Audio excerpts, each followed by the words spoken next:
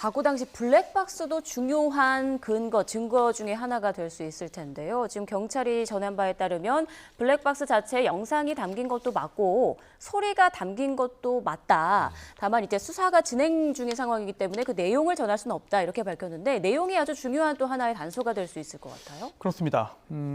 형사든 민사든 이 급발진 여부를 증명하거나 또는 뭐 급발진이 아니었음을 이제 보이기 위해서는 예. 당시에 브레이크를 밟았는데 작동하지 않고 오히려 가속되었느냐 이게 핵심이거든요. 그렇다면 브레이크를 열심히 밟았는지 여부를 증명하기 위해서는 보여주기 위해서는 그 장면을 녹화하면 돼요. 네. 그래서 그 부위에 설치하는 블랙박스가 팔리기도 하죠. 네, 그런데 지금 이 사안의 경우에는 설치되어 있지 않습니다. 그렇기 때문에 설령 운전자와 또 조수석에 탑승한 아내가 브레이크를 밟았다고 주장하고 증언한다 하더라도 증거가 부족할 수 있습니다. 이렇게 증거가 이제 그 부족한 상황에서 도대체 어떻게 되느냐?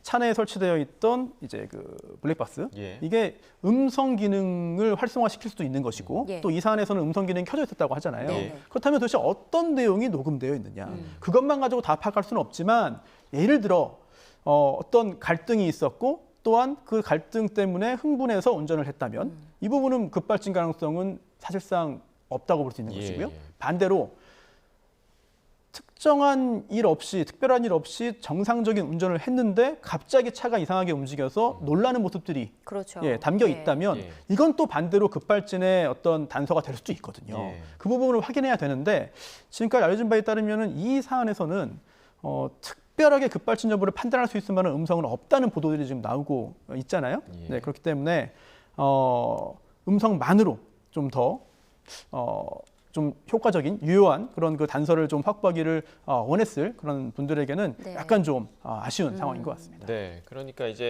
어제 그런 루머가 있었습니다. 운전자와 동승자 간의 갈등이 있었다. 근데 그 부분에 대해서는 오늘 경찰도 사실이 아닌 걸로 보인다라고 기자들의 질문에 대답을 한 것으로 보이고 이 아내가 또 어떤 증언을 하는지 왜냐하면 조수석에 타고 있었기 때문에 이 아내도 어떤 취지로 대답을 했냐면 이 제동 장치가 오작동했다라는 취지로 진술을 했다고 하더라고요. 네. 이 부분은 좀 눈여겨봐야 할 부분이겠죠?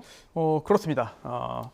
사실 급발진 여부를 판단하기가 쉽지 않기 때문에 예. 여러 정보를 다 종합을 해야 되는 것이고요. 특히 그 중에서 뭐 당연히 남편 편을 들 것이다라고 단순하게 생각할 것이 아니라 예.